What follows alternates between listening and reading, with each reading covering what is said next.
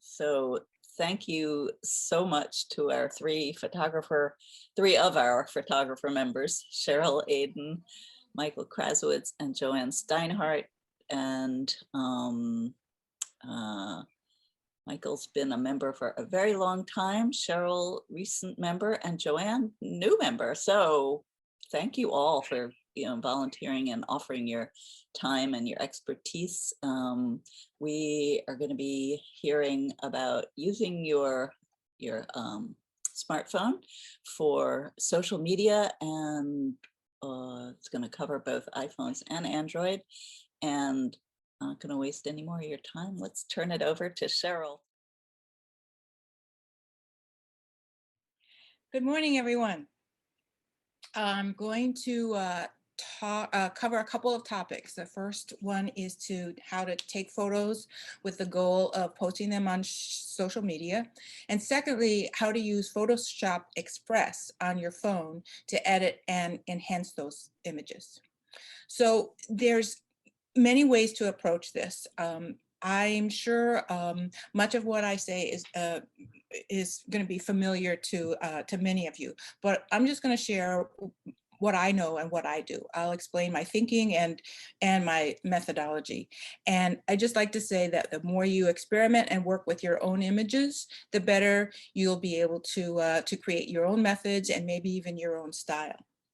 So to begin with, taking photos indoors, say in a gallery. You have no choice but to work within the gallery environment. So you need to decide how best to use that environment. A gallery or any kind of indoor shoot, for that matter, presents many challenges. The first and most important is lighting. It could be too bright, it could be too dim, it could be uneven. There could be glare from windows or lights, and that's especially noticeable in framed work behind glass, and very noticeable where the background or the majority of the image is black. Then there's the color of the light or the temperature. Although in galleries, most galleries these days aim for daylight balanced light, and Joanne is going to speak more about this later. Another problem could be crowds of people. There might be too many. You want accessibility to the art and there's just so many people, it's packed. Or if you're at an opening and you want to convey interest and excitement, there might be too few people. Or God forbid, people are just talking to each other and they're not looking at the art.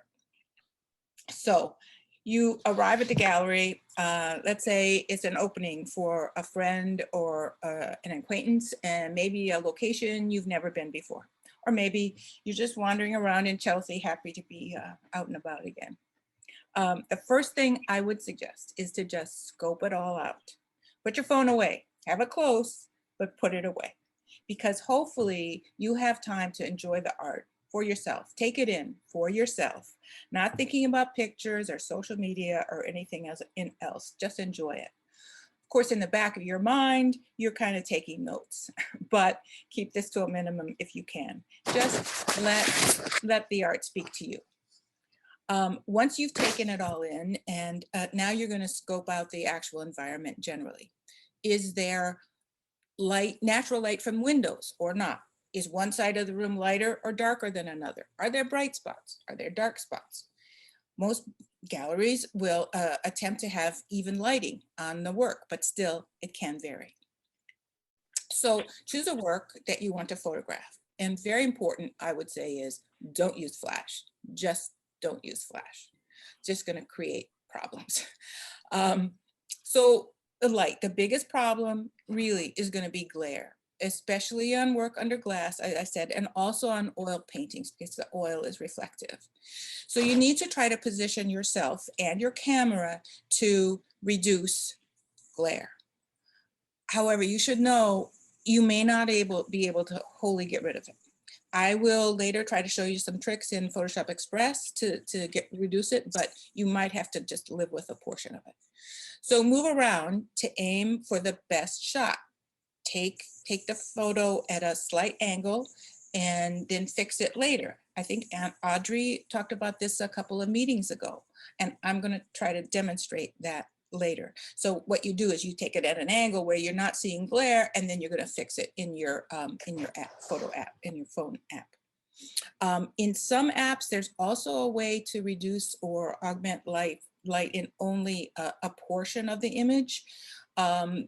In Lightroom, the Lightroom app, that works really well. And if you're so inclined, there are polarizers you can purchase for your phone. So just Google which one is right for you. So the next thing would be composition. In addition to composing a photo with the best lighting, you want to think about composition in general. Do you want a close-up of just the artwork, one piece of art? Do you want a long shot? Do you want several pieces in a grouping? How about some detail shots to highlight brush strokes, let's say in an oil painting, or the fine detail in a pen and ink drawing, or watercolor techniques, or beautiful color combinations? If it's a sculpture, if you can, walk around it. Take a few shots from different angles. Don't forget to bend low, squat down, or even lay down on the floor to get a change of perspective from eye level. And then, very important, is get interactive shots. Set the scene for the viewer. Remember, if you put people in the shot, you're going to give a sense of scale of the work. You may want people looking at the art, someone, perhaps the artist, pointing to a detail of it, or maybe one or two people just really studying it, or maybe a large group, maybe a long shot of one corner of a room, or maybe people with drinks raised in a toast. Just whatever you find interesting. If you're taking pictures at an opening, you might want to ask people if it's okay to take their photo and post it. Note, it is not illegal to take a photo of someone in a public place without asking them. That is not illegal. And for larger groups, of course, that's not necessary and would be unwieldy. But especially if it's like one or two people, and you know you probably will post it on Instagram or something, it might be best just to extend a common courtesy and ask them first. And take a photo and show it to them, or get their name so that you can tag them. And a benefit, it might be it's a great way to exchange business cards. And of course, you want to get the artist in the shot. With some of their artwork, one or more facing the camera, and maybe another just looking at the art and explaining something to others. In short, you think about composition the way you think of your own artistic practice. What will look best? What will convey what I intend to convey? And just another couple notes. Sometimes I want to take pictures of artwork for my own purposes so I can look at it and study it later, especially if I'm pressed for time. So my own practice is to first take a photo of the art, and secondly, take a picture of the placard that describes it. You can take a picture of them both together, but I just like to do it that way so I can reduce the time spent scrolling around and enlarging and all of that later on. So, but create a routine for yourself, create an order. Mine is to take a picture of the artwork first, then the placard. Do it vice versa. Just make sure you always do it the same way, or you're going to end up getting really confused. And then in terms of just taking the picture, just everybody kind of knows this, but it bears repeating. Hold the camera steady. Breathe in, plant your feet, keep your elbows at your sides to provide stability, and take the shot. If you're near a wall, lean against the wall. That creates stability. And take a couple or a few shots. It's not film. Digital is cheap. So, and don't forget, I'm not going to talk about this really, but video works. You can do video for Instagram stories or reels. So don't forget about video. So at this point, I think I'm going to move on to talk about Photoshop. And this is Photoshop Express. And at some point quickly here, I'm going to try to share my screen. Hopefully it works. I have an iPhone, and I know Jason is going to talk about. Excuse me? Yeah. Excuse me? Yes. Is Photoshop Express the same as Photoshop Elements? Photoshop Elements is software that is kind of a reduced version of the larger Photoshop that you put on your computer. Yes. Photoshop Express is an app that you can put on your phone. Okay. I see. Okay, thank you. You're welcome. So Photoshop Express, as of January, end of January, it's free to download, but you do need an Adobe account, and it can be a free account, or you can sign up with Facebook or Google if you don't have Adobe. I think I have Apple too, but see, I'm a photographer, so I have Adobe, the photography package from Adobe. So I have Photoshop and Lightroom on my computer. There's also a premium subscription, which has more functions. And that costs, I think it's $4.99 a month or $34.99 a year.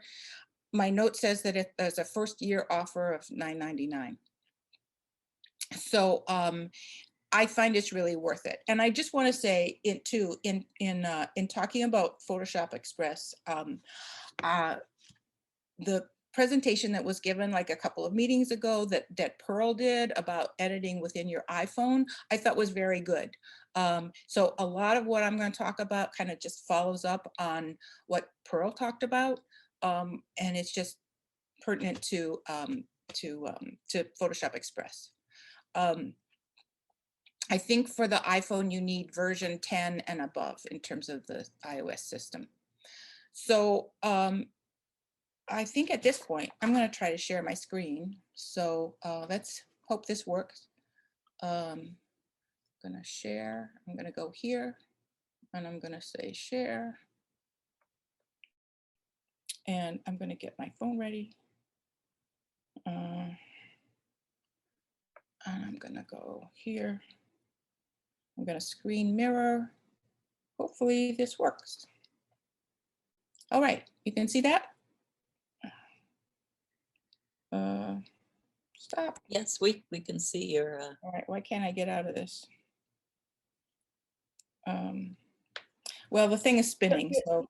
Oh, well, you're in your phone. When it stops spinning, just go to where you want to go on your phone and we'll see it. Yeah, I don't know why it's spinning. Stop. It takes a while sometimes to connect. I tried this out last night with my husband and it worked fine. So Are you close to your modem? close enough. Oh, okay. Yeah. Well, this is not going to work well if I can't get my thing to happen. Sometimes getting out and starting again. Stop. Yeah, I'm going to stop and okay. start again. Screen mirroring. Do it. Sorry about this, folks. I don't know why it's taking so long. Okay, now I should be able to get out, right? Yes. Why can't I get out? Somebody help me here. How do I get out of this? Well, Eileen, can you? yeah. Okay, You did it. Yep, You got did it. Phew, that took a while. Okay, so these are some pictures on my phone, and I just wanted to show you something that here's a really icky one. Years ago, I put Photoshop Express on my phone, and I reached it through Photos, through Edit, and I would hit these little 3 dots up at the top, and it would live right here, and I would hit that, and it would. And now I'm in Photoshop Express. Usually it comes up with a message that says, do you want to stop mirroring? And you have to say yes. So at this point, I could use it. And what happened was a couple weeks ago, I decided to see if I could get Photo Express Premium, because this is not the premium version. So I downloaded the app again from the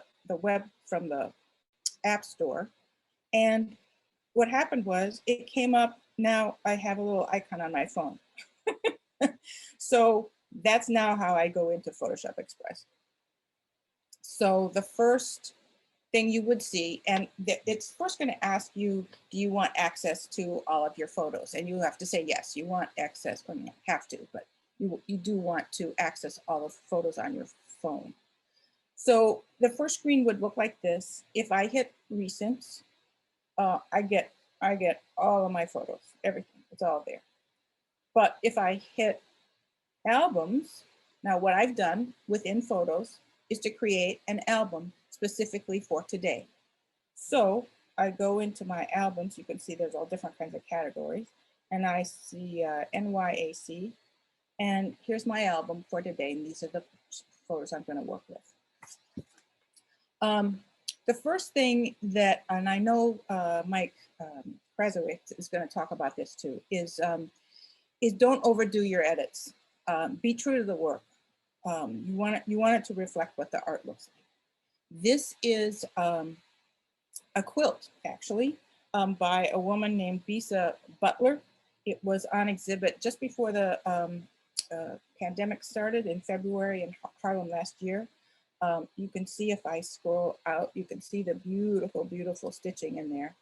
This is an example of something, I would not touch this. There's no reason to edit this. It's beautiful just the way it is. So I'm gonna leave this one alone.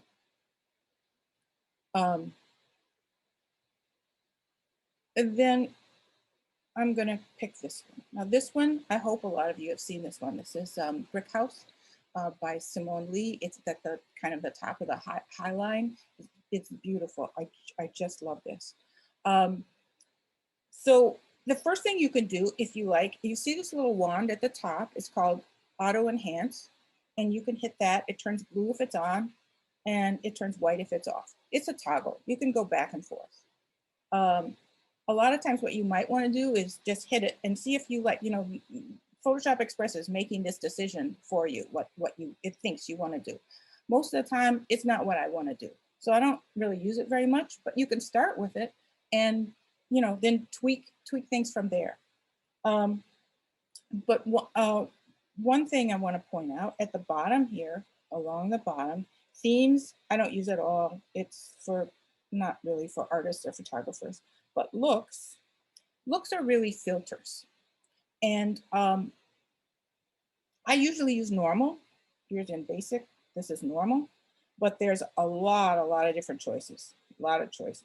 Here's winter, it's got a bluish tinge, whatever. I usually use normal, but this is a great place to maybe get a little bit creative and go to, I'm gonna go to,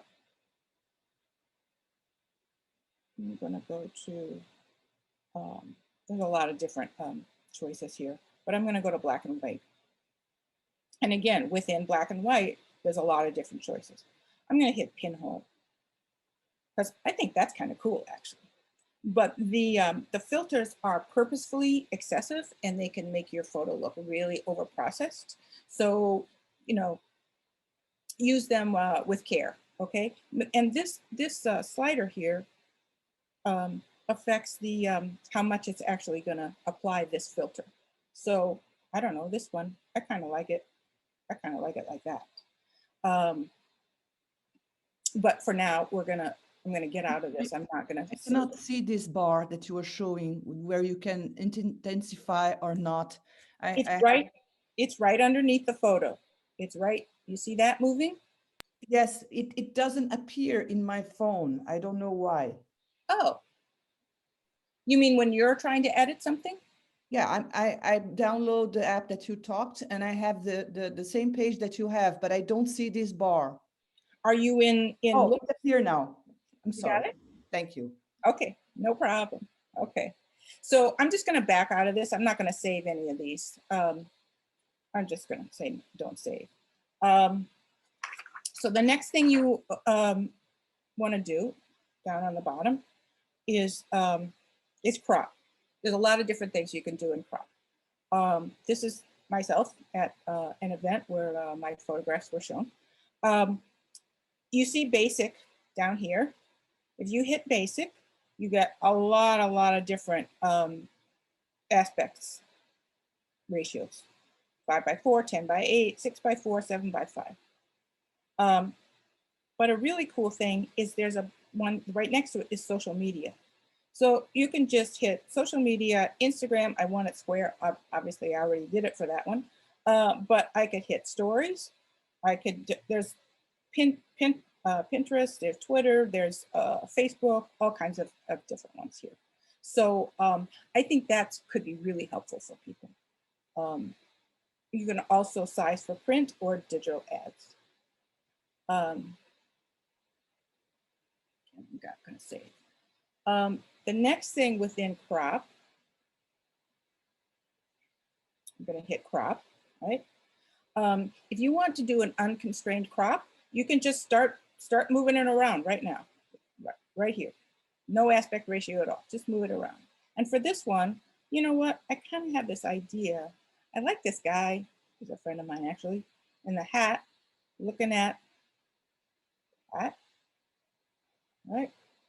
So I think I'm gonna do that. Now, to get it to accept a crop, I find the easiest thing to do is just hit another tool. Like you see down at the bottom, right next to crop. You'd think if I hit crop, it would go ahead and do it, but it doesn't. Just hit another tool and you'll, oh, there's a crop. You know, that's not bad. I could do some more edits to this, but I'm not gonna do that right now. That's just to show you cropping. The other thing is, it's not artwork, but it's pretty off. So I'm going to show you that you can rotate. I can either, again, do it manually like this, or I can hit auto and it will do it for me, which is pretty cool. The other thing that it will do, so get me out of here. Get me out of here, don't save. The other thing it will do is, I'm going to show you this photo first. This is taken at my home. This is what I use for my logo.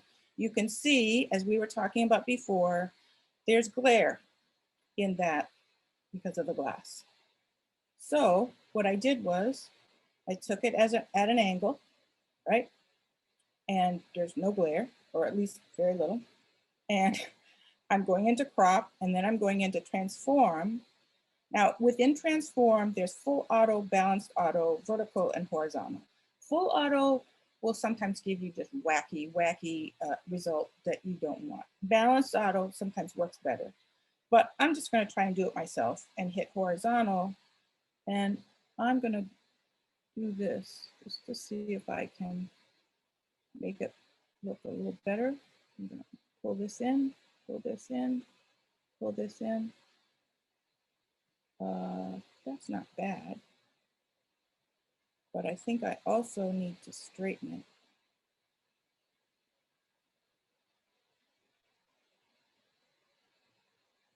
And now, well, it's not perfect, but you can see there's like really very little glare there.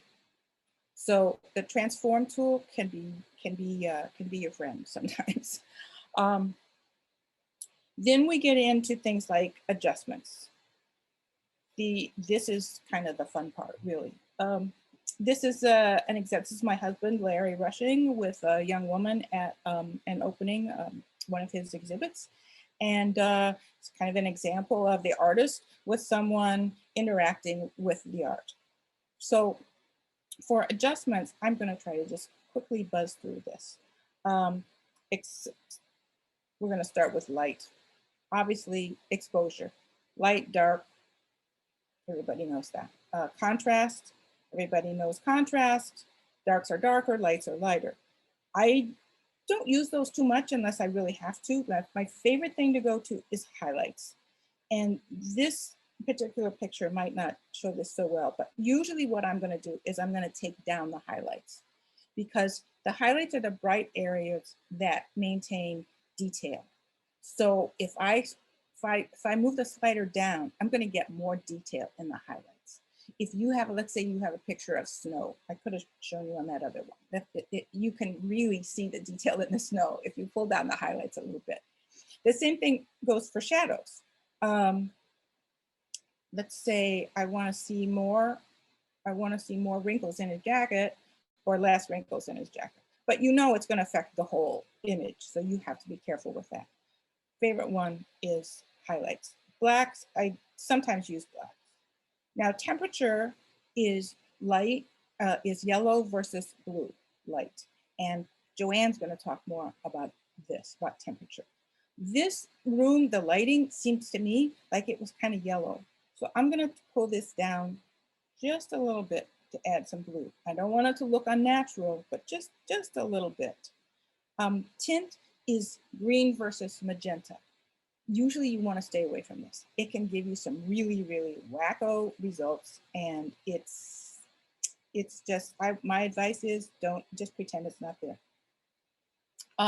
Vibrance is going to pump up your colors, especially in the lower saturated colors. And it's going to have less effect on the higher saturated colors. So don't go too far or you're going to make it look really harsh. But I always use just a bit of vibrance. Saturation, I don't really use. I find that it affects the whole image, and I don't use that. Clarity is going to pump up the contrast and the sharpness, and it's going to add some depth by increasing the local contrast. I always use some clarity, not too much or you're going to look funky, but a little bit. Dehaze is something I'm going to come back to. Dehaze will affect fog, like if you have something that's really foggy. I find it also affects water, and I'll show you an example in a minute of something I did with water. Cheryl, yes. This is fantastic. Is it possible you can wrap it in 5 minutes? That's great. Thank you. Thank you. That's exactly what I wanted. Okay. So the next one would be Sharpen. Sharpen is automatically going to, zoom in a little bit. So I use a little bit of sharpening. I won't talk about that right now. But I will talk about, I do want to talk about Vignette. So I'm going to get out of this one. And I'm going to go, oh, here is, this is a photo of the turtles in the pond up in Harlem. This is just the bare picture. This one, I use dehaze on the water, just the water. So you can tell that really made a huge difference. So Vignette. Vignette can be very useful. This is a picture of me after I voted. Yay. So Vignette, here's my little trick to do Vignette. I move it white first because I want to see what I'm doing with these other settings. The midpoint, right? Move that around. This one I'm going to go really in because I really just want it to be about the voting. I can choose how much to feather it. I want to feather it a lot. And I can choose the roundness. See that, how that works. Now I'm going to go back to amount and I'm going to apply the darker.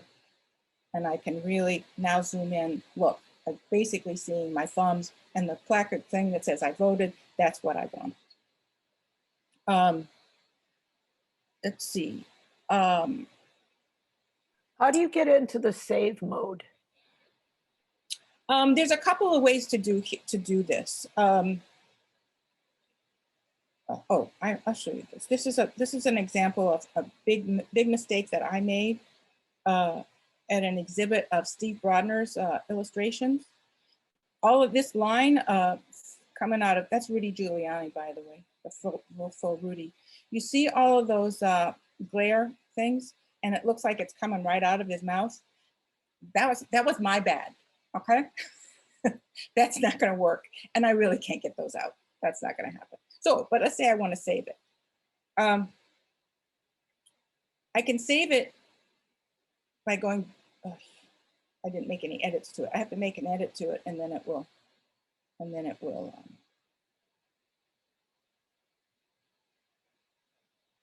that's good. If I go back, I can go back and say save. It saved it to my camera roll. Okay, so now I have to go back to my camera roll. Okay. Should we duplicate the image before we edit to avoid risk of losing the original and being not able to correct a mistake that we do? There is a setting where in the preferences where you can say all of your photos will be saved over or save a new copy. So mine is set to save a new copy because I don't want to save over. Thank you. It gets where is the preferences? Where? Okay, see the little wheel up here in the upper left? Yeah, here's my preferences. And here's, see where it says save a copy? Enabled or disabled? Mine is, if I take this off, the original photo will be modified. But if you go to the photo in Photos, you can go into edit and then revert, and it goes back to the original. It took some real playing around for me to really learn how this works, especially between photos, making albums, and saving and so forth. The other thing is that you see the little up arrow? I can tell it from right here to go into my camera roll, but I can also tell it to go to Facebook, Instagram, Twitter, Flickr. I can send it directly to Photoshop. That will show up on Photoshop on my desktop. We'll make a PDF. This app is loaded with stuff that you can do. Let me just. Are the settings in the Photoshop or on your phone? When you say to go to settings. The settings are right within this app. Okay. Right here.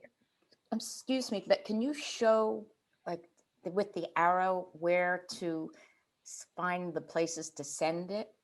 Yes. You have to have a picture here, okay? And you see on the top, oh, these three little dots on the right, that's a great way to, oops, I did not mean to do that.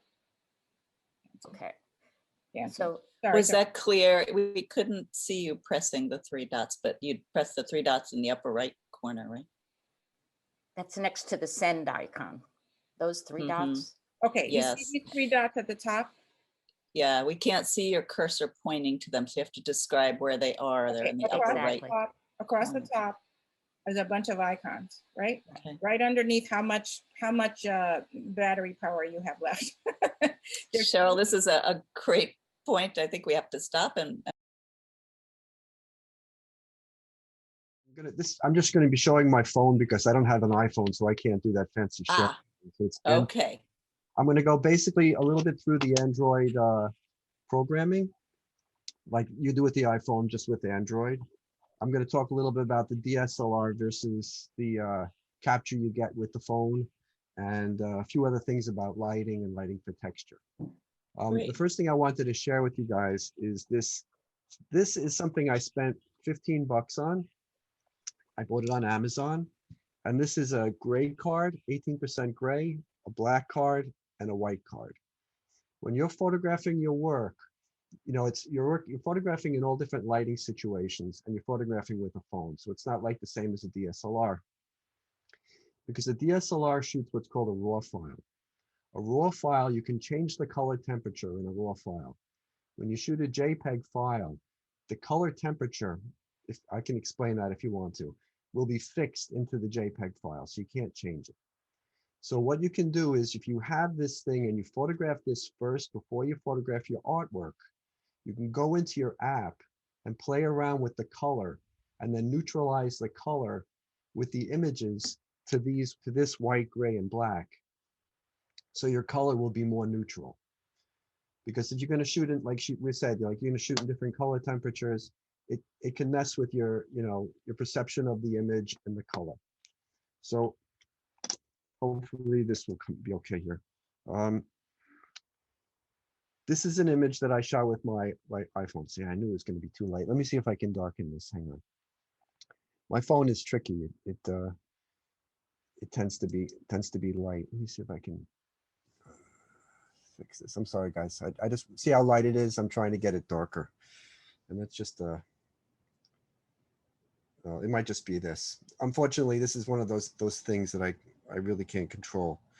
But when you go in with the Android phone, you'll see this icon over here, this pencil icon, and that gives you all the functionality that you have. Okay. And one of the functions you're going to see is this little round circle. I'm sorry. Let me see if I can. I've been messing around with this brightness thing for a couple of days now. Let me see if I can fix it. What program are you in on your Android? This is a Samsung Android phone, and it comes with the gallery icon. So I'm assuming that that's what they have for all of these. And what I'm going to do is I'm going to bring down the brightness as much as I can. Sorry, I thought I had this all worked out. It was darker before, and now it's coming up lighter. Can you guys see it, or am I just might have to talk you through it? But this is a program We which can see something. yeah, I'm sorry about that. It's just an aspect of the nature of the beast. What I can do is bring down the brightness on the image, so you can see it, right? I brought down the brightness to the bottom. You can see the black icon, the gray, and the white, right? Yes, we see all three. So what I'm going to do in this function is I'm going to go to this button that says white balance. Okay. And the white balance gives me different functions on the bottom. Oh, sorry.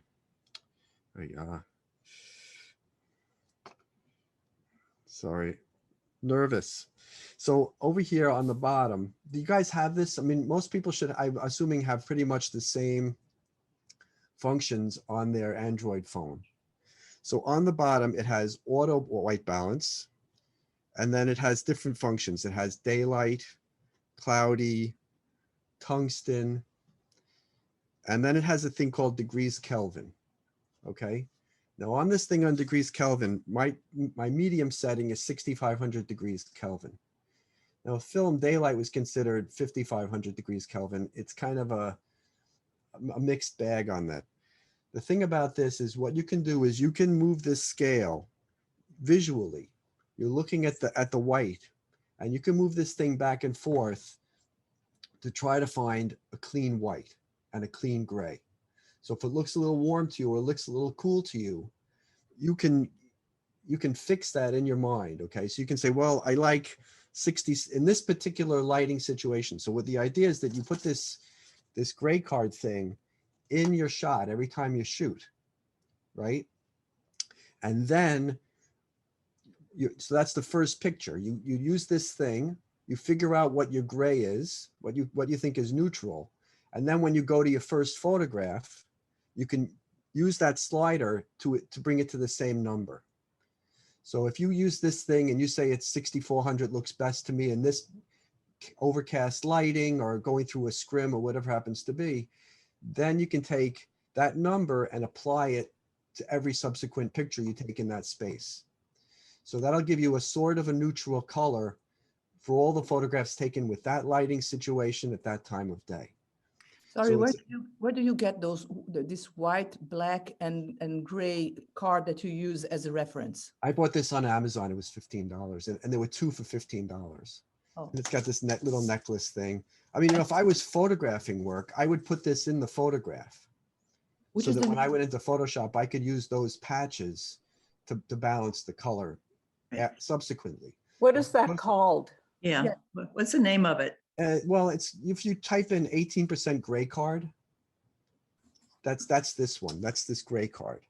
And then, you know, I just happened to see this one and it was cute and small. The nice thing about this is it's small. You can put it into any picture. And you can pull in Photoshop, you have this little eyedropper. You can pull off that. I'm going to see if I get rid of this. Maybe it'll bring sometimes. So I explained to you guys last time, sometimes when the camera sees dark, it wants to make everything light because of the meter inside the camera. When it sees everything light, it wants to make everything dark. So maybe this will come up a little better. I think it was being fooled by the dark panel I put behind. So, you know, I was talking about that. I think Joanne might be talking about metering. I'm not sure about that.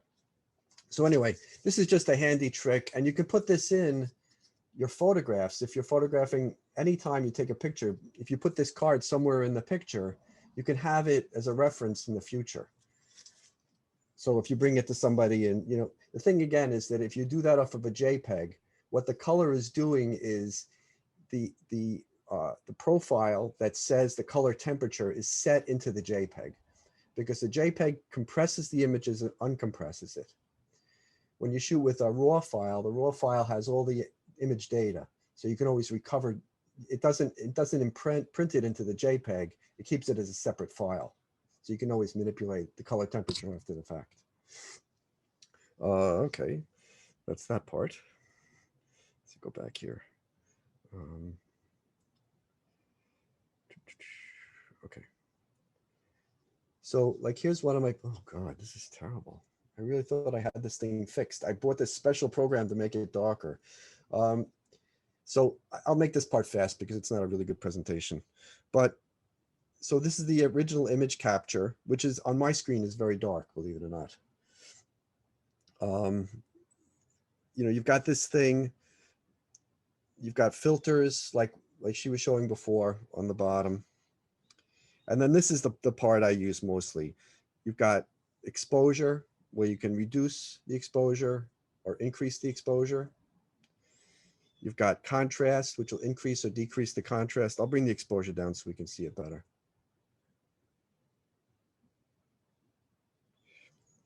You've got saturation, which changes the colors dramatically. I wouldn't use saturation if you're trying to accurately reproduce imagery.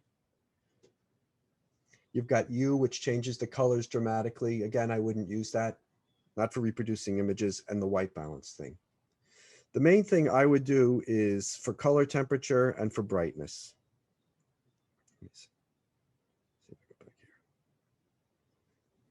Okay, I'm sorry, guys. Anyway, so that's my basic thing on the phone. I'm sorry, I can't give you a very good, clear thing on that. But I'll move on to stuff that I'm more confident in. Hang on a second. Basically, the functionality on the phone is basically the same for each phone. And I'll share screen. The grayscale thing was really helpful, so don't worry about it. Sorry. I thought it was great too. I agree. Terrific. Yeah, no worries, Mike. I think we could see your phone pretty well. Thank you very much. All right. So this stuff, again, I can give you a better information. So this is the difference between a DSLR camera and a phone. Okay. Now, the picture on the left here, this is with a high-end DSLR, and the second is with the Android camera. The DSLR, this particular image is shooting at 20 inches by 13 inches at 300 DPI, and the Android is shooting at 13 by 7 at 300 DPI. Okay, so the big thing that you can notice right away is the difference in the modulation of tones from light to dark. So if you would look anywhere on the image, you can see that on the image it looks more contrasty. And the steps, the different tones that you'll get between the tones is much more subtle in the DSLR. So if you look at any of the like if you look at this specific area here, can you guys see where I'm pointing to? Yes. So you see that area, you see the way there's like so many different tones of pink and red in here, whereas here it's more stepped. Well, basically what you're talking about, Android phones and iPhones are really, really sophisticated. They have amazing software fixes for many of the things that the DSLRs do, because the chip is much smaller and the resolution should be less and there should be more problems. But what they've done is they figured out all kinds of end arounds to fix many of the things so that it looks a lot more like the DSLR. But you can see that in the DSLR, you're going to get much more rich tonality from one place to the other. On the left, it also looks like there's just sort of a veil of a bluish tone. Well, that it could be color temperature, you know, something like that. When I pulled the image up, that could be, again, you're shooting a raw file. That can be, if I put a gray card in here when I shot it, and I match to the gray card in Photoshop, if there's any kind of color cast, that can be taken away. Okay. And there's also another thing called color profiles, which is a whole nother story I'm not going to get into today. So again, this is the original capture that I did with the DSLR. And then I brought that image into Photoshop and I did adjustments in Photoshop with this second image. So I took away some of the color cast, I added a little bit of contrast, and this is the image that I was able to kind of modify from this original capture. And on the right is the Android capture. So you can see that the Android capture is really good, but it's not exactly, look in here in the reds. It's not matching. And I can bring this exposure down. I can go into the Android and I can change the brightness. But what brightness does, it doesn't do, I can show you in Photoshop exactly what it does, but it's the things that brightness and all those things are doing in the Android programs and the iPhone programs are kind of like group fixes. It's not really subtly changing things that you can control much more after the fact.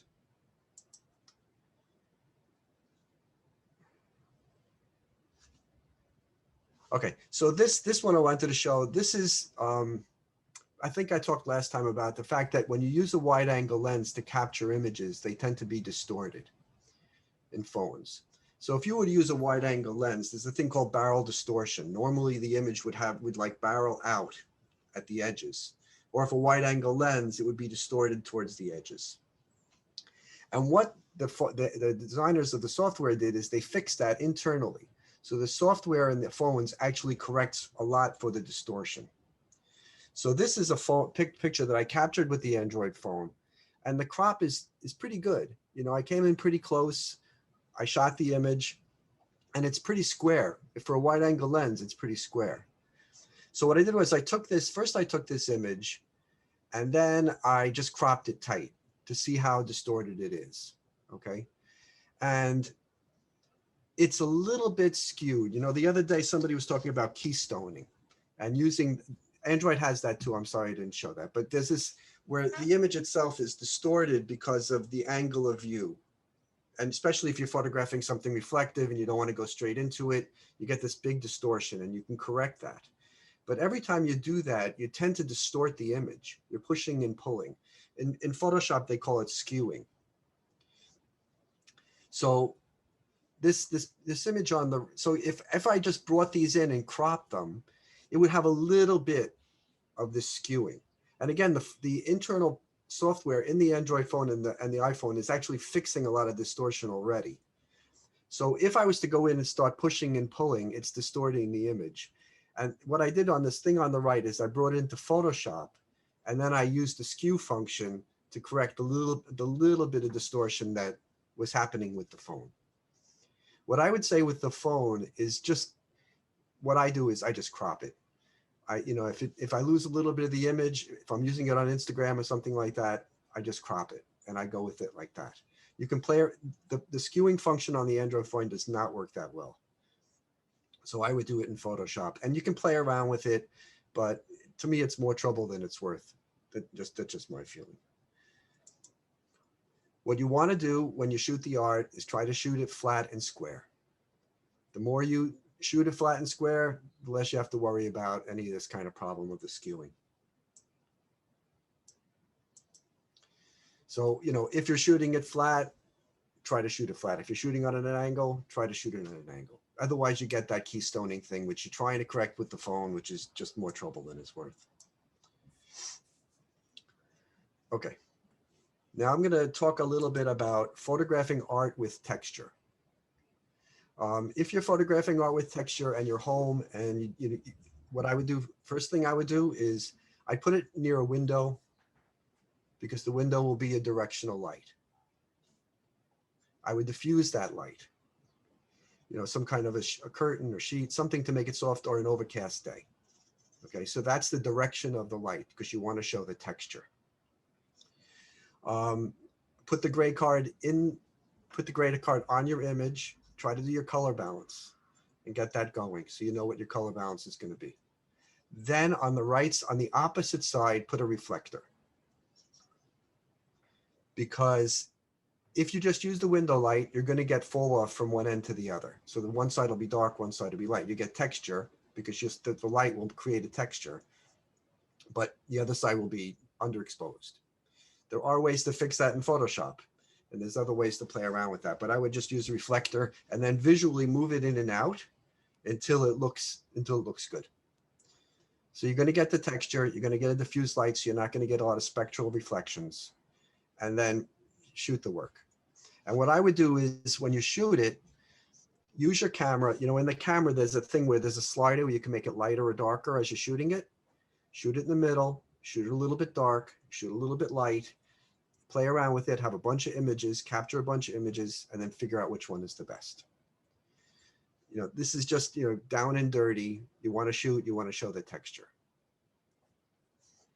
I have a question, excuse me. Normally when I do the pictures, for example, I'm going to shoot an artwork, and I do, like you said, a little bit less light, a little bit more light to choose at the moment when I'm going to edit, which is the best. And I tend to take always the clearest one, but I know that this has less result. But this is what appears not so dark when I try to put it in the site, but I know that I'm losing a lot of information. How do you deal with that? Well, okay, so if you're making it dark, you're underexposing it, okay? So when you underexpose it, the shadow areas will tend to go darker. And sometimes that'll get blocked up, because if the shadow areas go too dark, you lose the detail in the shadows. So then when you take that darker image and then you process it in the iPhone or the Android, you're going to start, your darks are going to stay dark, and then you're going to start moving up the scale with the lights. The histogram is going to move, you're going to start getting detail, and the lights are going to get brighter, the darks are going to get darker. So you're going to increase the contrast naturally because of that function that you're doing. So it's, what you want to do is, I actually like to work with a somewhat darker image, and then to process, I'd rather not start with a lighter image to process, because I want to keep the detail in the highlights. That's, to me, is more important than keeping the detail in the shadows. So what I would do is slightly underexpose it, then bring it into your software, and then play around with it and lighten it. If it gets too contrasty, decrease the contrast, and that'll give you a pretty good ballpark image. Okay, I can repeat that if you want. I understood. I don't know if anybody wants to hear it again. Thank you. Yeah, it's you know, you're taking an image, you're taking a JPEG image, a little lower resolution, and you're playing around with it, and you're trying to, you do that in Photoshop too. You're trying to push and pull it to get it to accurately portray what your image looks like. So you've got to look at the image, you've got to look at the file and play around with both. The next thing I wanted to show you guys, just talk about real briefly, is this is called cross polarization.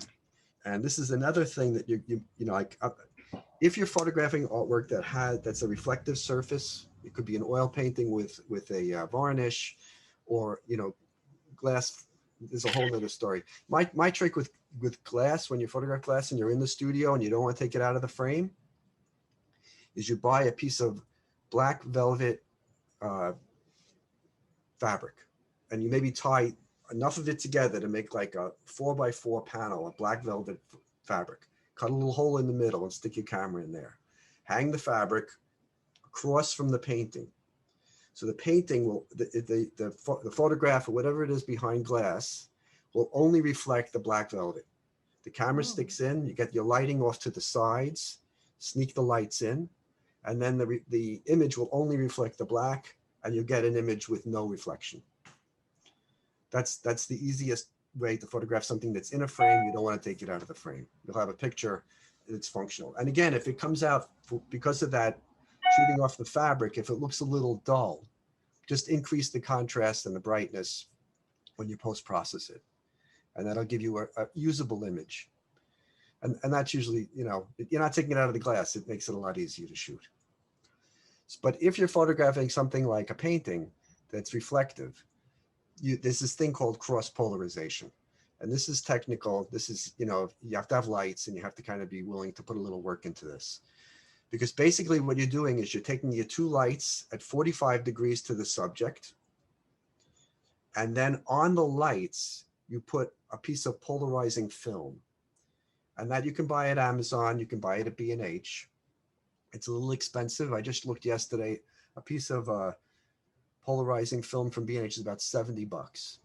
But you can cut it in half. So it gives you like 12 by 20. So you can cut them in half and have two pieces. Put one on one light and one on the other light vertically. Now what polarized light does, you guys probably remember from science, is light is diffused, especially in the atmosphere. It goes in all different directions. The polarized light only lets light come in from like one direction. So when it's hitting the image, it's only hitting the image from a vertical or horizontal line, okay? That's the only light being let through.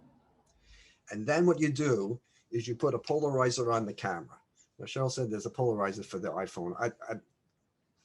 I've yet to play around with that, but I have it on my camera. And what you do is what it does is it creates a cross polarization. One light is coming vertically, one light can be coming horizontally. If they did that, you would no light would be transmitted, because the light would be totally blocked by, it's just like you cross out all the light. But you would turn the polarizer on your camera to a certain angle, and what that does is it gets rid of the glare. It's tricky. There's a lot of technical things that happen when you do this. It increases the contrast, and it can shift your color. So if you were to use cross polarization, you've got to be, you got to be willing to do some post-production on that. And it wouldn't be in Adobe Rush, but you can use this to get rid. This is how they'll do this for antiquities, or they'll do this in galleries and things like that. It's tricky, but you can also just put a polarizer on the camera and try that. You can just put a polarizer on the lights and play around with that and see what that does. But this is more complicated. I don't use it very often. Michael, do you put the polarizer on each light then and the camera? Yes. Okay. Yes. And if you're using the one light source thing, if you want to show the texture, another thing you can do with the texture is you can make a ratio of the lights. So if you use two lights and you want to get texture, one thing you can do is, instead of having the light at 45 degrees for texture, you can bring the light to 30 degrees, and that will increase the texture. Another thing you can do is, after you move that 1 to 30, is you can bring the other light back. So you'd still have a ratio of light, but you'll still get the idea of the impasto effect, or whatever happens to be on the surface.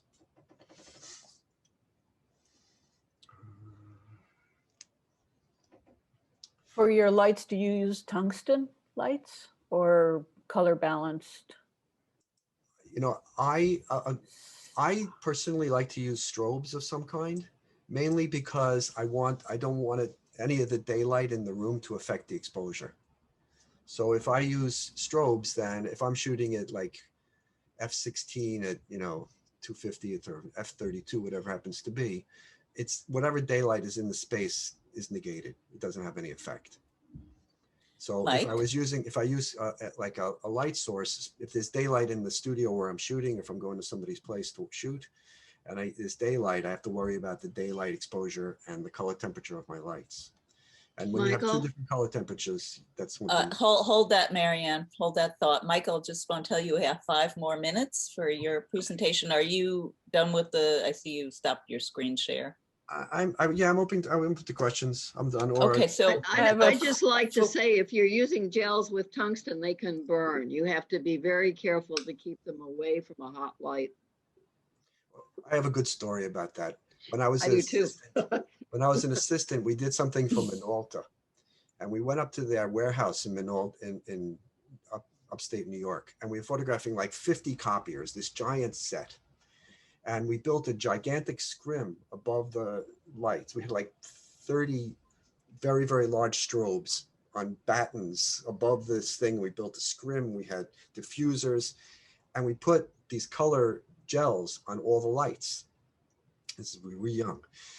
And the lights just kept exploding. These strobes, very expensive strobe, kept exploding. And nobody could figure out why they were exploding. And what it turned out was that in the light, there's a fan to keep the lights cool, but the fan was a draw back fan. So it was sucking the filter into the light, and it was building up heat, and they were blowing up.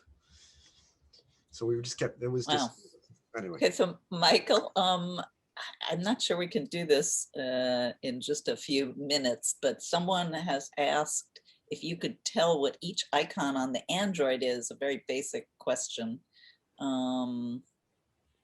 If I wouldn't have so much trouble with the phone. Let me see if I can revert. It might be better. All my fancy projects didn't work. Okay. Yeah. So here's the phone. That looks good. Okay, that looks better. Mhm. Okay. This icon is the filters. This little thing here is filters, which is, you know, like that's mostly for kids if they're trying to change the, you can, there is this auto filter, but I don't use this for much of anything. I mean, if you want to make a black and white version, you can have that. Anyway, this is the one that I use mostly. This little round one with the lines. And this one has your brightness, exposure, contrast. I'll go back to the original image.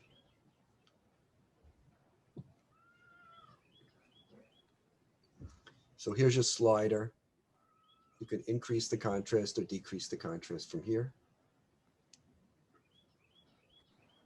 Saturation, which is this icon here. Again, I wouldn't use saturation for photographing your work. It's just going to make it look garish and you're going to lose your color.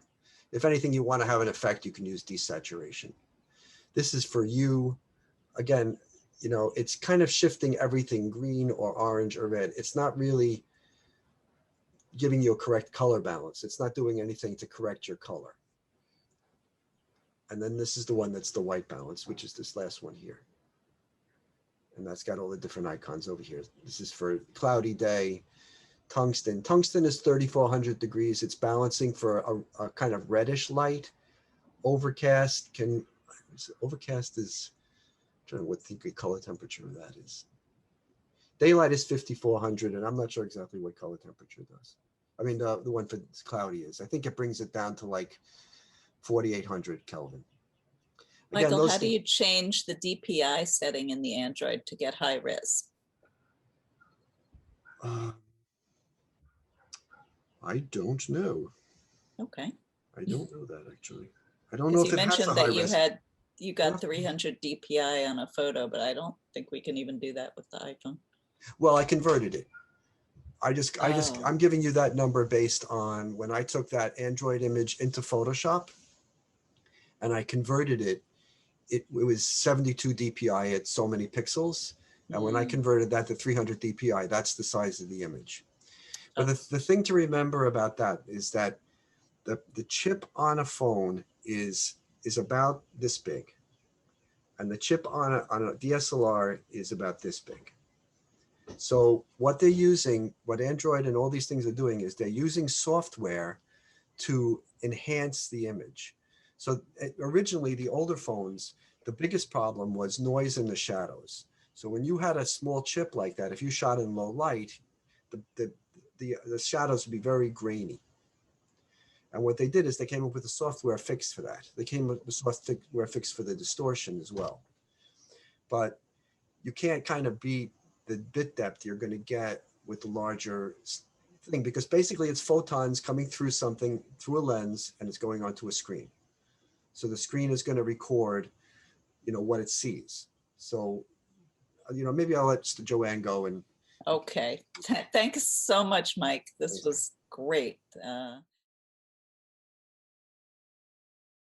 Good. So I'm going to try to do a screen share because I made myself a little PowerPoint. So I didn't, because I would go all over the place. So let me make sure, let's see if the screen share is going to work and share that. And then I can make it like a little slideshow.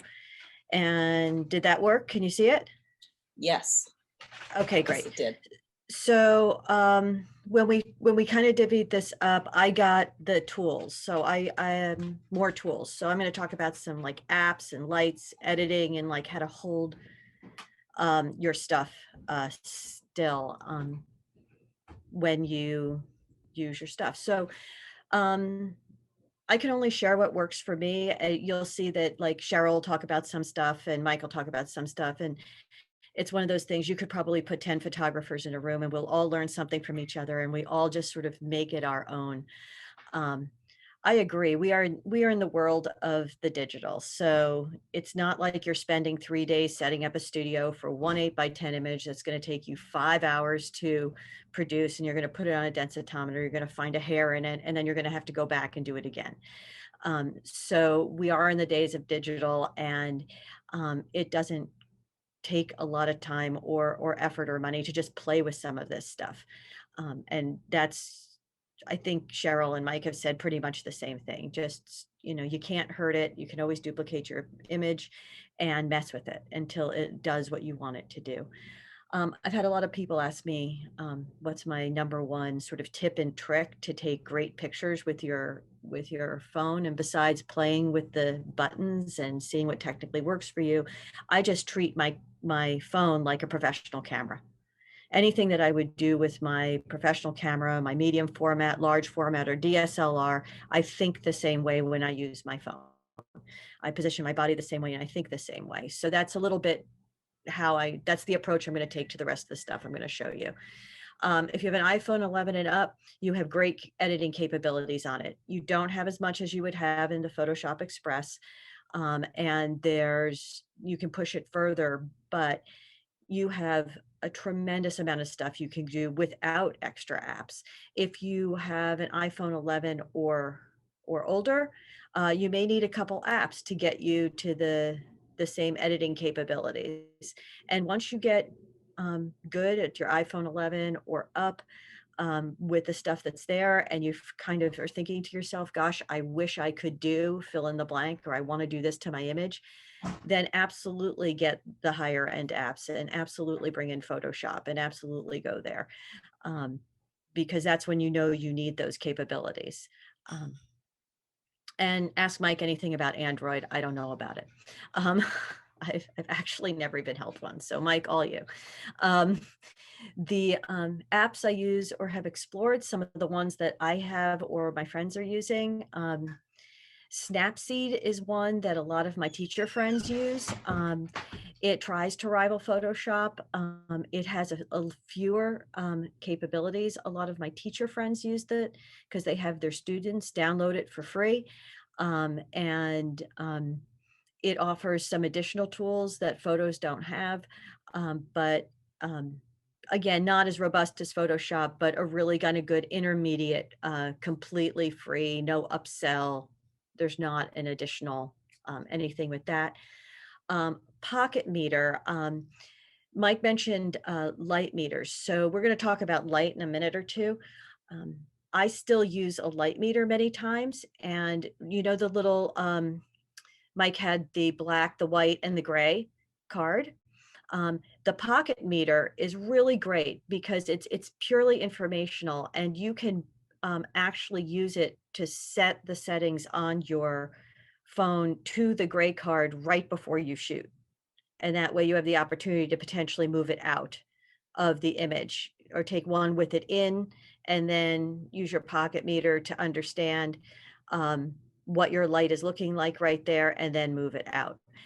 Light meters are photographers' tools that will actually tell you a ton about the light that you're looking at. What's nice about pocket meter is it will also include your light temperature. So you can see if there's a lot of difference between your really dark area and your really light area, kind of like me now, like the really dark turtleneck to the very white, there it is, to the very white wall. I can see the difference between those and narrow it before I take my picture. I like to do as much as I can before I take the picture, although I can't always do that. So then I like Retouch. Now, Retouch is a very, very quick and dirty app. I mean, this is not a high-end thing, but if you take this really pretty snap of something and there's a wire in it outside, like a telephone wire or something like that, an electric wire, it actually has a remove wire where you can touch the wire and it will duplicate the pixels all the way around the wire. So it just looks like the wire goes away. It has a one-touch red eye, a one-touch wire remover. So it's not, I wouldn't do this like to create portfolio pieces, but for a quick Instagram, if you have one splotch of something, like Cheryl, if you're in the gallery and you have one splotch of light and you're like, oh, geez, it's right there. You can do a spot remover and just go boop, and it will remove the spot by duplicating the pixels around it. It's almost like an auto cloning tool. Contrails gets rid of contrails, dust. You can't really remove a whole person with it or something like that. That's that's a little more into Photoshop. Lensa is really fun for fast portraits, especially if you're doing a selfie of yourself somewhere and you've got a bad reflection, or you look at it later and you're like, uh-oh, because the lens is another retoucher, and you're like, uh-oh, like I had like paint on my face. Like I had something that, you know, I just really want to get rid of, but I love everything else about this photo. Lens is really great for portraits. It has all sorts of really kind of quick ways to get rid of bits and pieces in a face, but it doesn't affect anything except the face. So sometimes I'll use Lensa. Another one is Vsco, which I know a lot of people, especially on social media, use to especially make little GIFs, like fun little GIFs that might be for Insta. This is not a serious photo editor. A lot of the stuff you can do with VSCO, you can do in Instagram directly now, except to make those quick GIFs. VCSO is very popular with teens and tweens. I know that. I'm not recommending we should all look like little VSCO girls at all. But there's some fun things in the tools that can help you make things. And once again, I would just download it and play with it because this is not high-end photography we're talking about right now. This is stuff to get to social media. And of course, there's the Adobe Creative Cloud Suite. That is a serious tool. That's a very serious tool. Cheryl mentioned she has the photo package. I actually have the entire cloud suite. You can subscribe to the Adobe Creative Cloud Suite on either a teacher or student edition for about $75 a year. They have deals that run lots of different times. And I get a ton of access with there. I use Lightroom on my phone, which is a wonderful tool.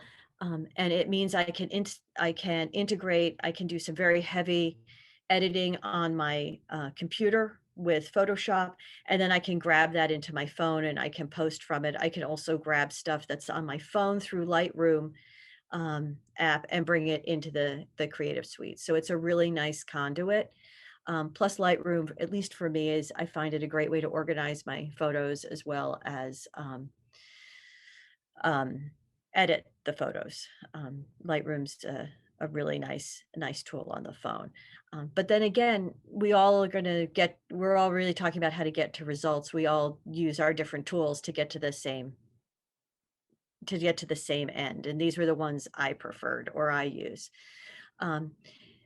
Like Cheryl and Mike said, and I can't, at least for me, can't stress it enough.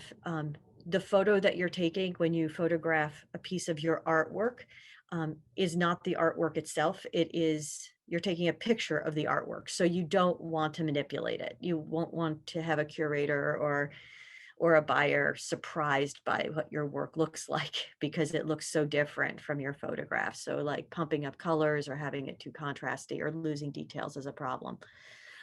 So keep that as true as you can. But for stories and other adaptations, selfies in the studio, snaps in galleries, whatever you're doing there, go for it. Like if you're in social media to get attention, do it to get attention. The trend now is much less heavily edited portraits, but lots of 70s looks, lots of 70s filters and like little stars.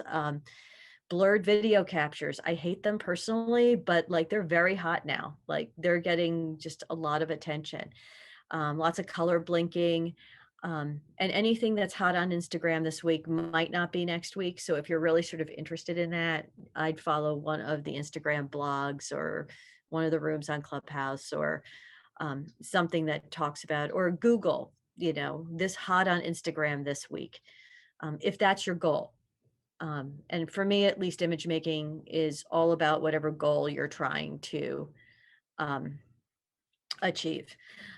As I said before, I kind of treat when I shoot very much like I'm shooting with a professional camera. And I think that way. So there's a bunch of stuff you can do. And I used iPhone grabs here. I'm 99% sure you can do most of this on the Android, but that's back to Micah. this is how I use, this is what I do before I take the photo. And this is just a view right out my studio window. And I think my mouse shows up right. So, so in camera, before you take the image, what you can do is on iPhones, you can hold your finger down on the phone, and that's called a haptic response. And when you hold it down, the little yellow box pops up, and that is where your autofocus and auto exposure lock will be. So if you're choosing this area, it will expose for this area. If you want it to be lighter or darker, you take this little sun and you move it up and down, and that actually just changes your exposure prior to shooting your image. So when Mike was saying shoot one lighter, shoot one darker, shoot one as it suggests, he's talking about the term bracketing. That's taking a bracket so that you have a couple exposures to choose from. I'll bracket in my phone because that's less editing later. So I'll take one where it suggests, then I'll make one a little lighter, a little darker. It also gives me the option of using bits and pieces of the image to assemble the exact image I want later. So I could go into Photoshop and say, if I take the perfect exposure of this little owl, I can cut him out in Photoshop and dump him into the image where everything else is exposed the way I want. So the bracket gives me images that I can play with to compile them later, as well as my little sun gives me a way to move my bracket up and down right there. I'm pretty sure everybody knows that when you open your camera, you have these options of video and slow-mo and portrait, or if you have an upgraded iPhone or Pano, you have these. Plus you can turn the phone around so it faces to you. But this little arrow up here, I love this little arrow up here because when I push that little arrow down, now I can, again, pre-edit before I shoot. I adjust my flash, do flash adjustments. This is my live. On iPhones, that live where it looks like a tiny video before you move, before the picture becomes still, tends to make me nuts. I hate those usually. So I try to, my live's turned off, but this is where you can control the live. Some people love them, not my business. This is my aspect ratio, which I can adjust immediately. I can adjust that before I shoot. So rather than adjusting it later, I can do it beforehand, as well as my exposure and my filters. If I'm already filtering out something, or one of the things I very much like to use my filters for, because I really enjoy black and white. I don't even like to tease myself later or filter to it. I shoot in black and white originally. I will shoot quote unquote black and white originals on my phone by setting to a black and white filter. And I love this one, which is a timer. I can set my timer to be a couple seconds. I think since I'm not doing this live because I really didn't trust that much mirroring or sharing, but we could try it later if we want to, see if I can do it. But I think it's like a 5 second, a 3 second, a 5 second, maybe a 10 second, so that you could set up. Sorry, I have 3 and 10. 3 and 10, great, thank you. I always set it for 10, but I knew there was a long one, and you can kind of avoid that arm stretch thing with a selfie.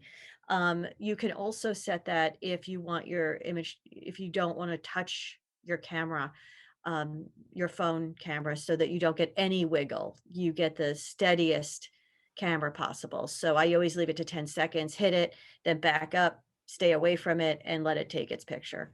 So you don't Suzanne, Joanne, a quick question about the camera, the initial hold to lock.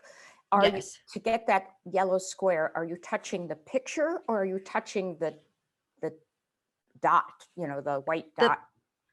I'm touching the picture, like just anywhere on the picture, wherever you want. So when I did this one, I touched that little owl and just kept my finger on it until the little yellow box showed up. Okay.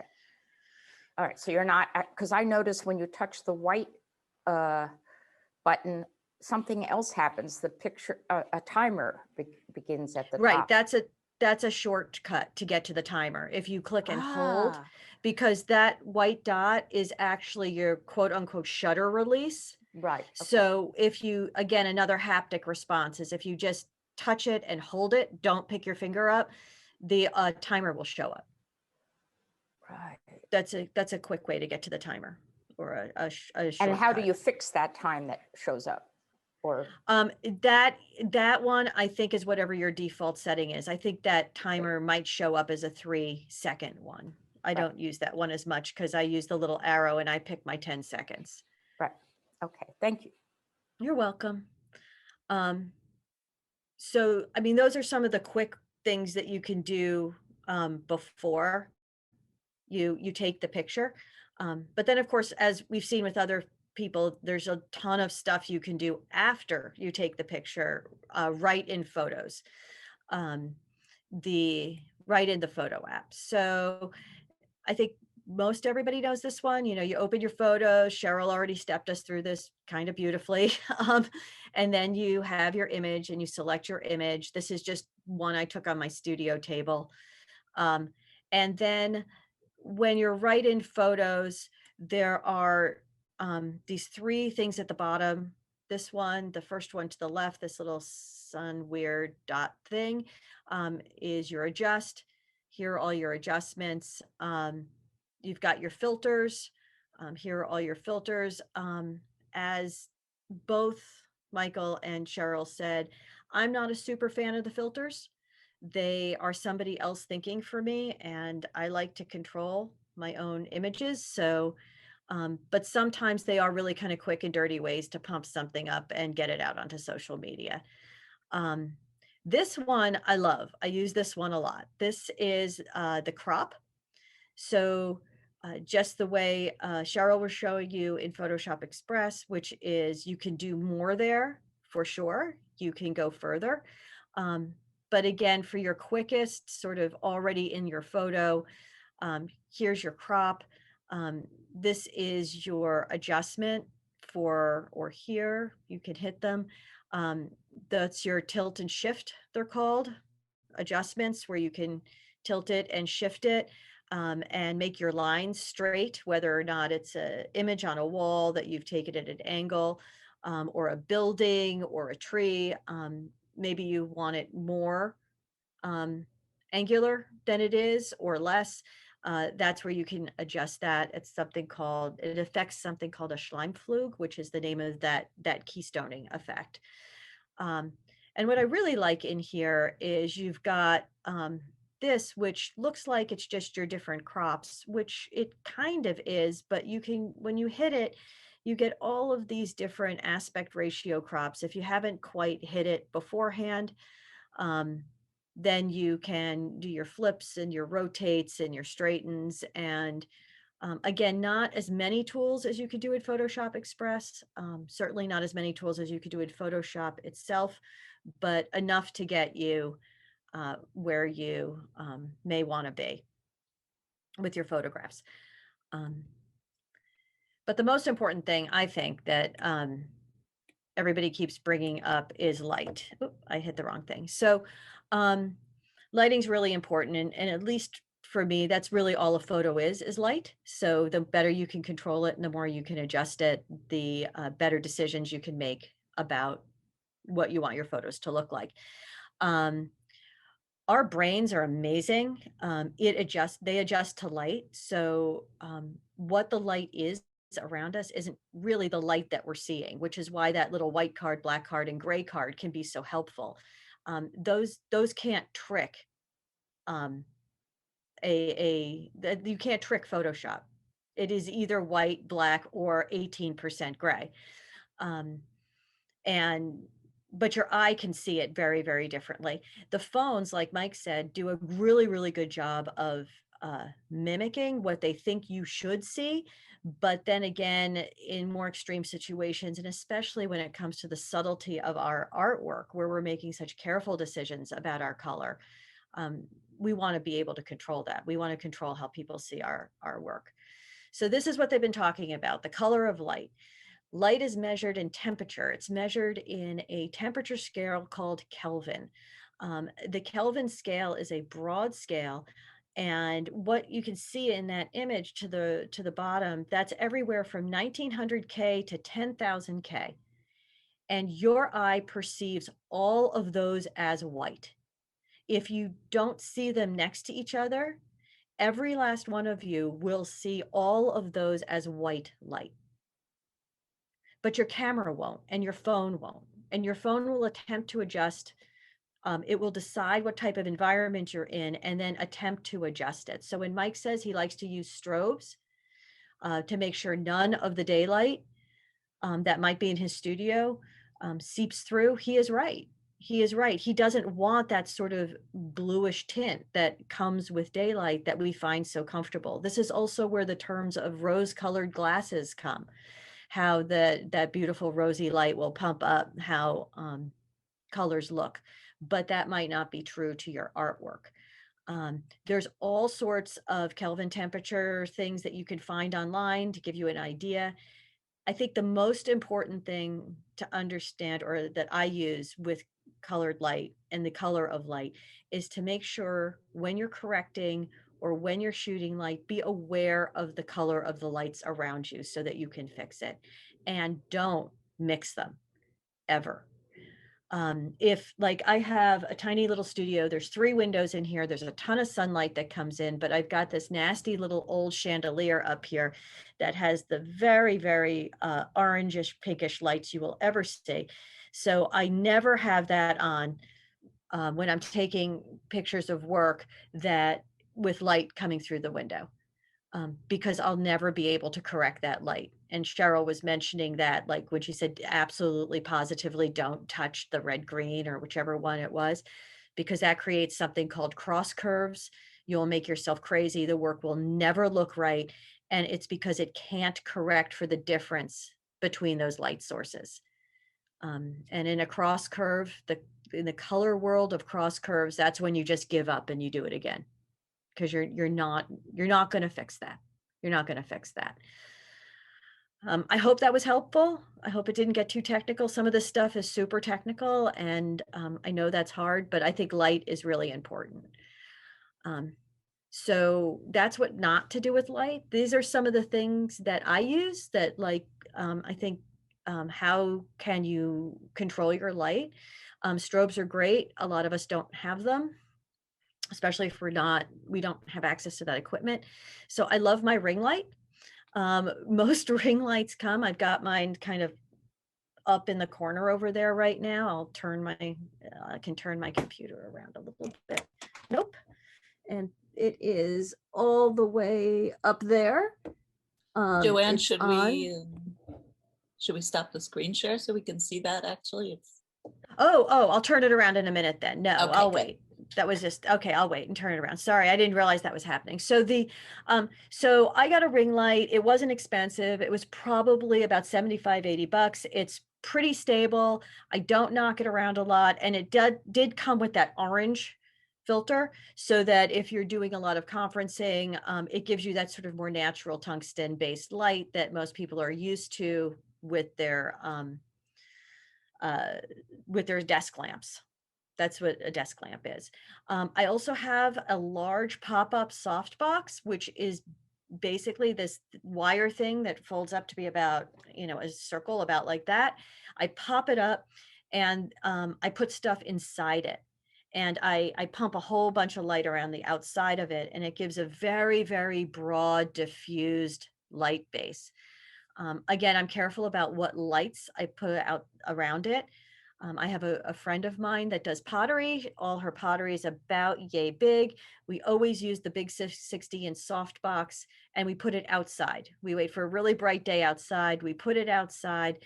We get to put a background in it, so it looks like it's kind of floating in white or black, depending on what we pin up inside the softbox. And we just put the little piece of pottery in there. I'll usually shoot on a DSLR, so she has some nice high-res images that she can edit later and use for show applications. And then we take a mess of them with the phone so she can do quick posts of them. It's quick and easy, and they come in a variety of sizes. B&H is my friend. That's where I've gotten all of these, but you can get them anywhere on Amazon pretty much. I do have a low light kit. A lot of people do have low light kits, which is what this is. It is a professional light kit, but but you really don't need one. I didn't get one to photograph my artwork. I got one when I was shooting a lot of portraiture. I liked using them for that. The point is, you can set up any lighting setup. You like Mike's diagrams. They're perfect. Like, you know, get copies of his diagrams and use them as a setup. This is something that the little setup here is 2 little desk lamps. Just make sure the heads can move so you can position the lights the way you want to. This one has a mirror hitting back into it, so you can pop some little light onto the dark side of that little plastic thing. And I really, really, really love to use crumpled tin foil as a beautiful way to pop light into an area of an image that might be a little dark. I'll stop sharing and I'll show you some stuff on my studio desk when we're done to show you that, especially this one thing I'm shooting now that's a dark pan. And I like to use crumpled tin foil or a crumpled paper towel to shoot some light up into a specific area that I like.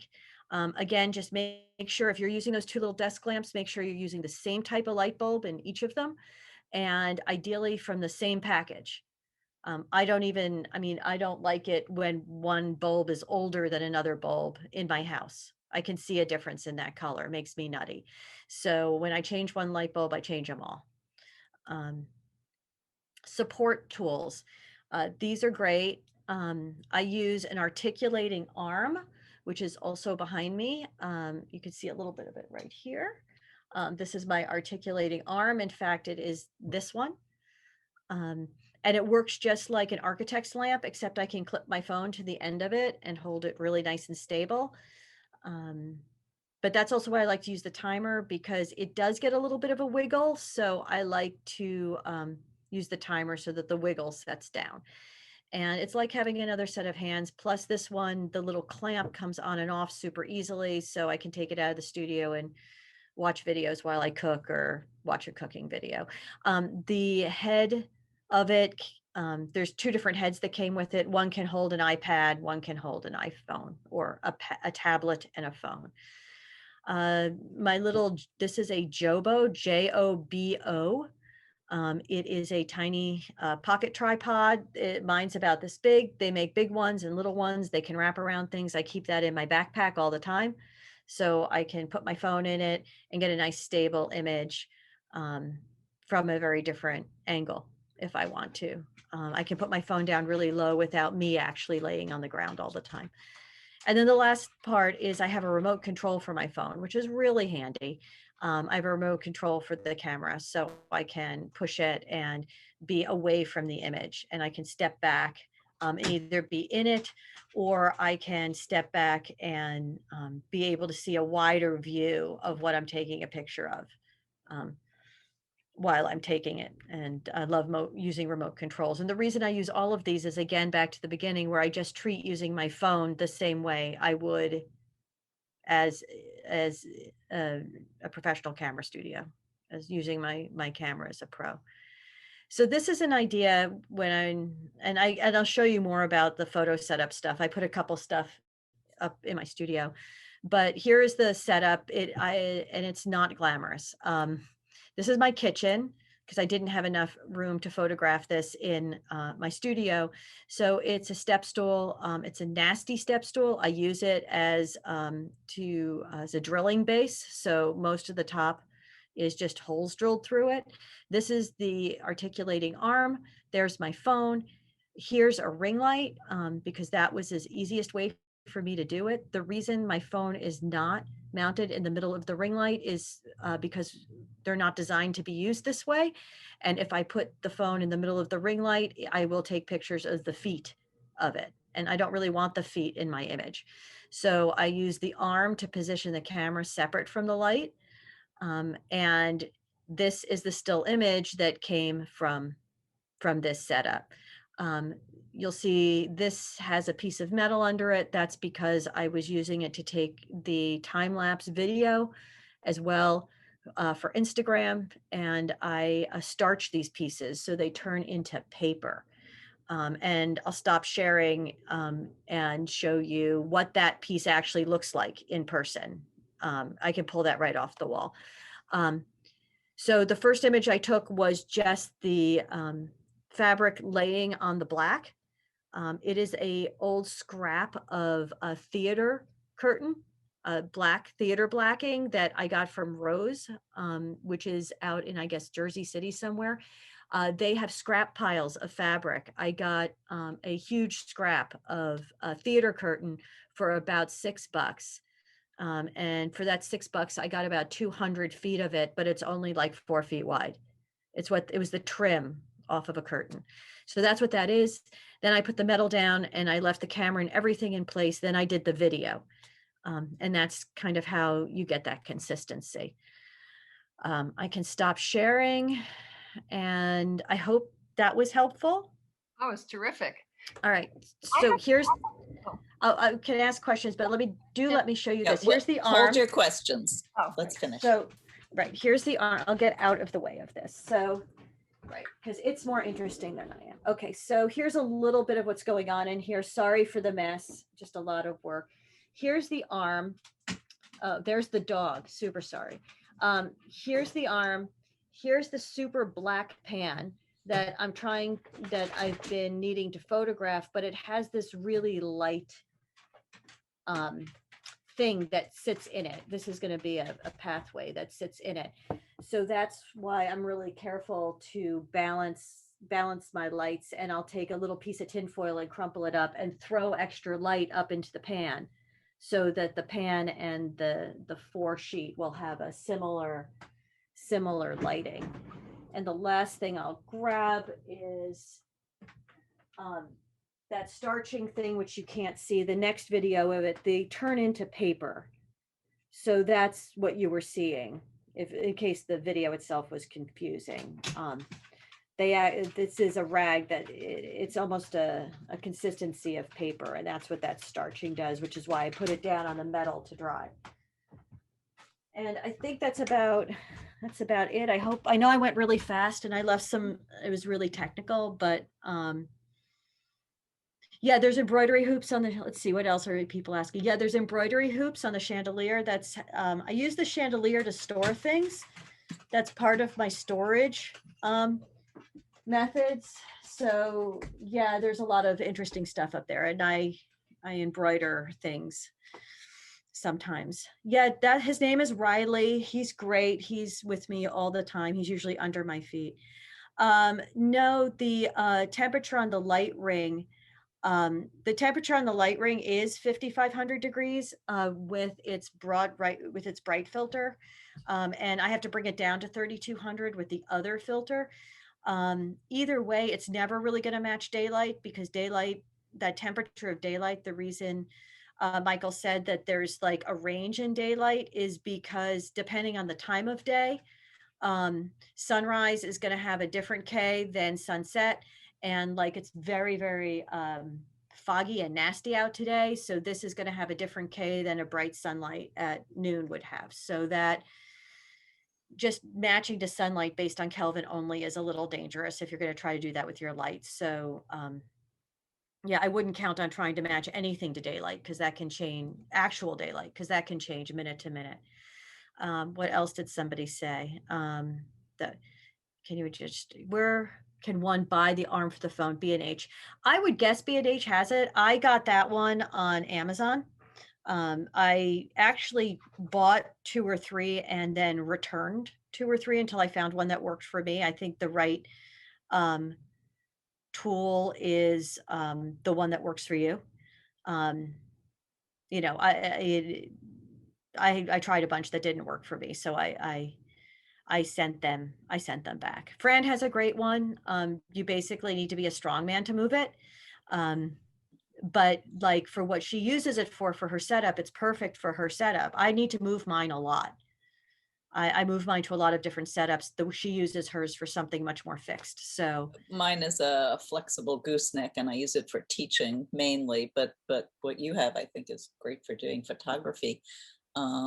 this has been awesome. We're getting so many comments of so helpful. Thank you so much. This was great. I can't even read them all.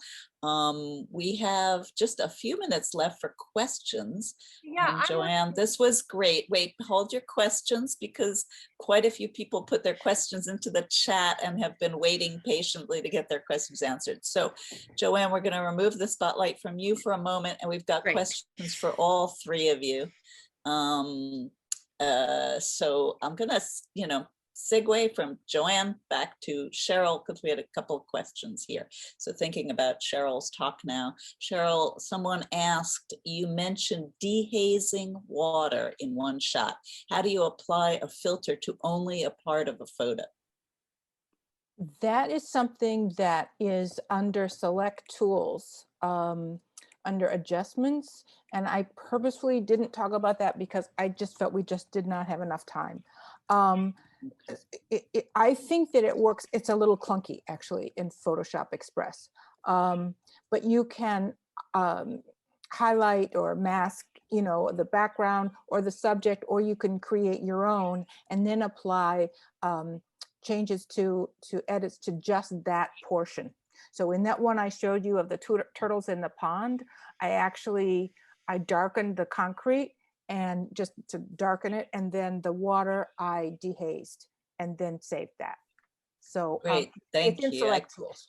I can see that we're going to need a part 3 here, an advanced class. Someone else asked, is there a way to take blur out of a photo? Well, all three of us can answer that. And the answer is really no. You can add blur. There's a very nice tool in Photoshop Express where you can add blur and it's kind of cool. But to take it out, it depends how blurry it is. You might be able to up the clarity a bit or up the sharpening a bit, but it's not really going to take out blur. Okay, great. Okay, thank you.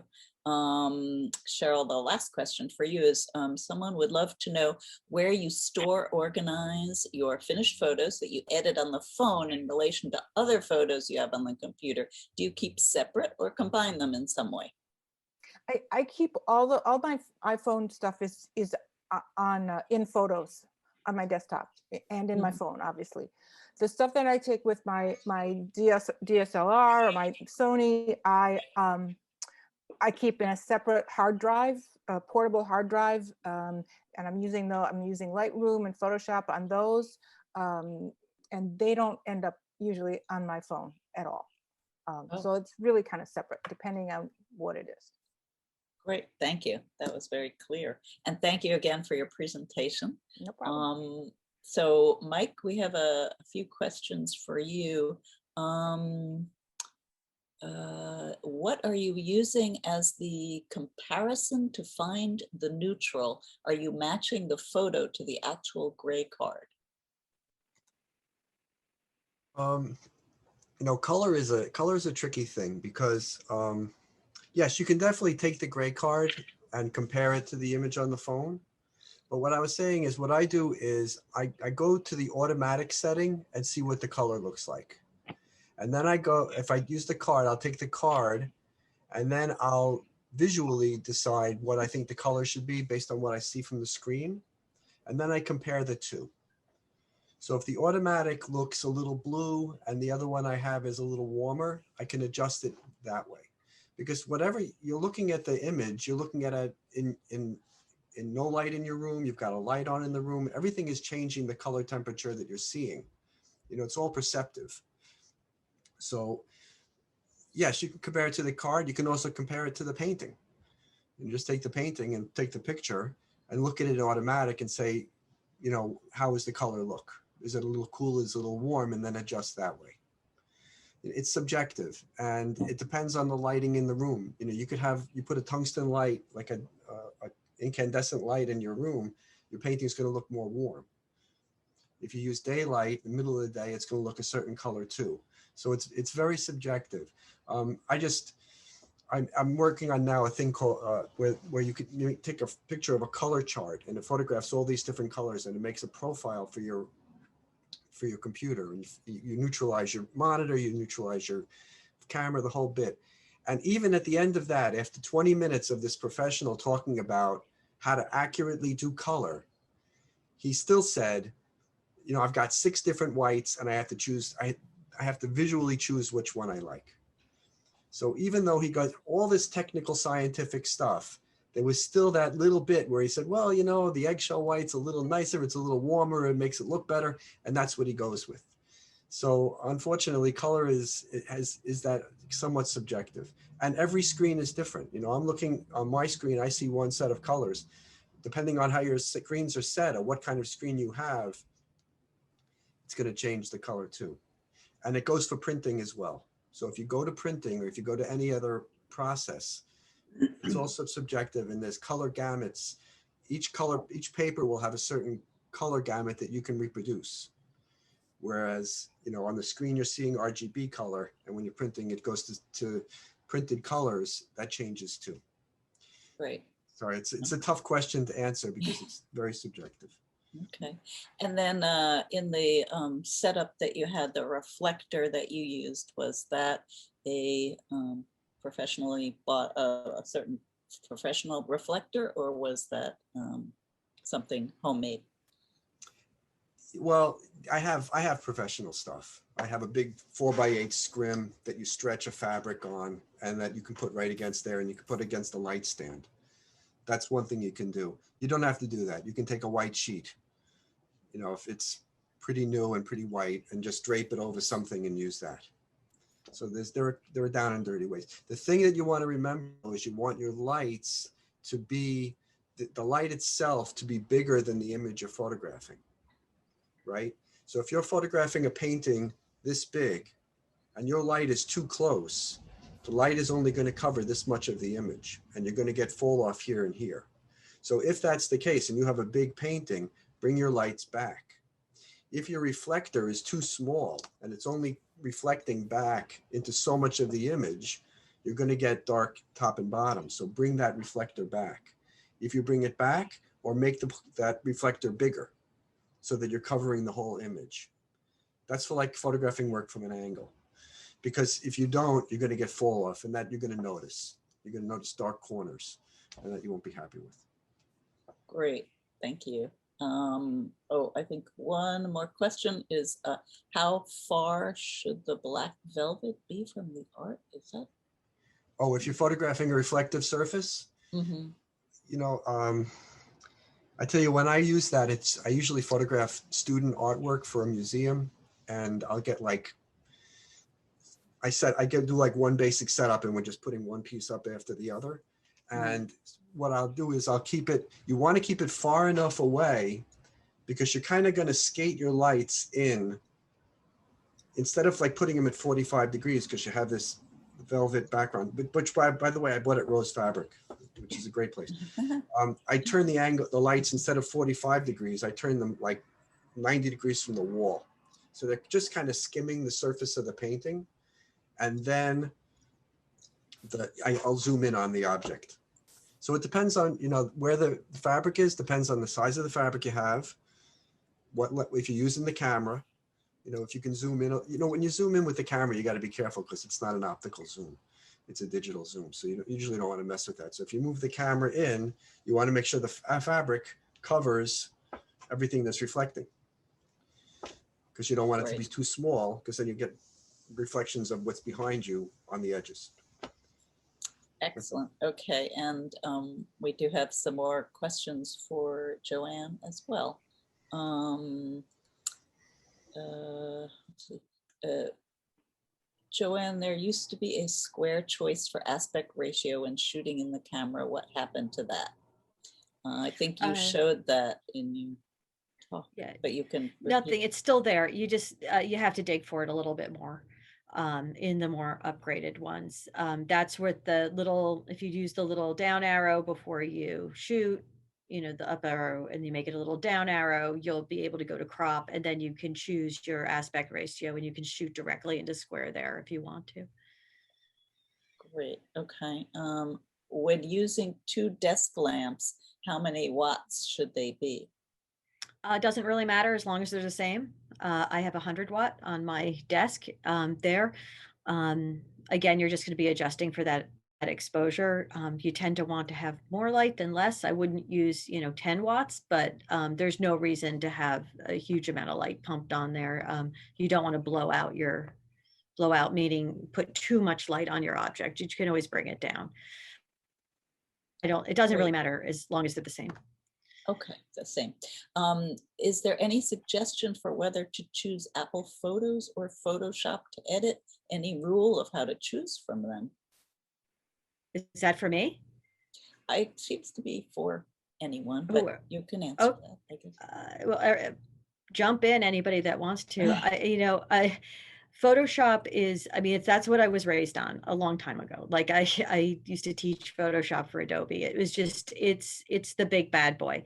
And I think if you're going to be doing an image that's going to be going up on a billboard or the side of a blimp, if you're going to be doing, professionally printed or published work, I think it's where you want to be. I think if you're putting stuff up onto Instagram, you don't need to hold the image. You don't need all the stuff that you get in Photoshop.